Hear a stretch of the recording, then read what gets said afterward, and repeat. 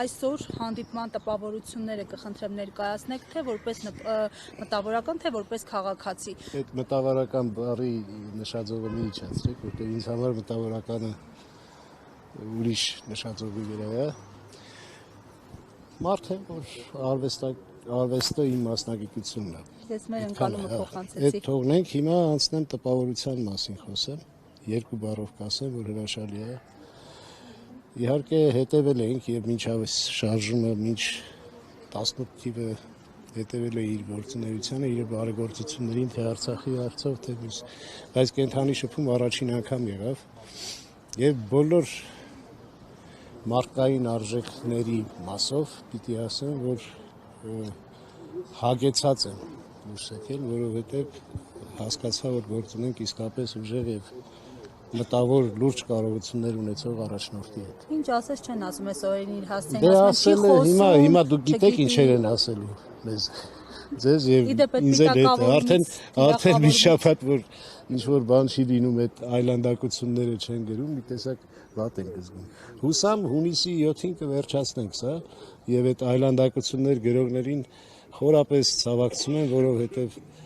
ես գոնե մի քանի հոգու կգտնեմ եւ գիտեմ ինչ կանեմ։ Անցնենք թեմային, ես հիմա ուղղակի որպես մարդ, որպես քաղաքացի, որպես Երևանի տղա, որպես Ծագումով Ալաշկերտցի, Փանիքցի,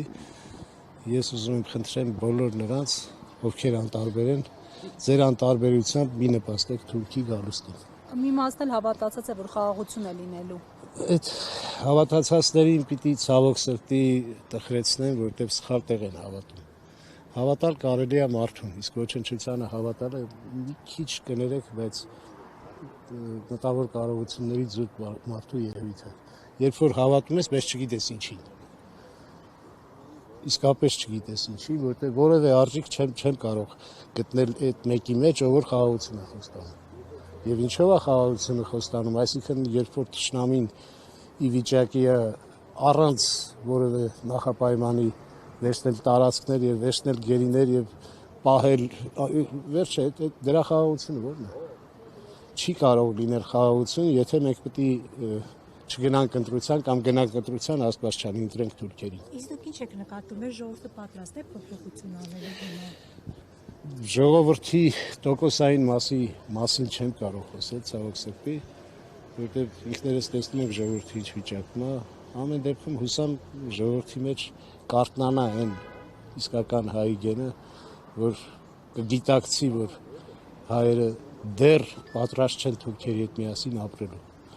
Հուսամ կգա այդ օրը, բայց այդ օրը կգա այն դեպքում, երբ որ ոչ թե նվաստացած եւ մուրացող խաղաղություն ունենանք, այլ պարտադրված եւ ուժեղ, որը կունենանք։ Պարոն Ամալյան, եւ սրա համատեքստում նաեւ չեմ կարող չանդրադառնալ Արցախի թեմային, որը այս պահին ամեն գնով ուզում են այդ դուռը փակել, այսօր էլ իշխանական տեսակետները հետևյալն են, որ Հայաստանի Հանրապետությունը ազատել են Լեռնային Ղարաբաղի թակարդից եւ ավելին Ես այս մտածելակերպով մարդկանց համարում եմ հոգեբուժարանի կարիք ունեցող, ովքեր կարող են մտածել, որ Արցախը տվել են անուն խաղաղության։ Արցախը պատերազմի պարտություն է, ոչ թե խաղաղության արժեք։ Սկսենք այդտեղից եւ ասեմ մի հրաշալի բան, ինքս միստիկ երևույթների չեմ հավատում եւ չունեմ այտենց կարծիքներ միստիկայի եւ սնոտիապաշտության հետ, բայց մի բան գիտեմ, որ մինչեւ երևի թե 2030 թիվը որևէ տարվա մեջ 26-ն, 27-ն, 26-ը չենք հասցնի, բայց 27-28-ից կսպասեմ, որ ես նորից դադի վանքում իմ ընկերների հետ կմասնակցեմ պատարագի։ Պաշտոնյանը սպառնում է, ասում է ով Արցախի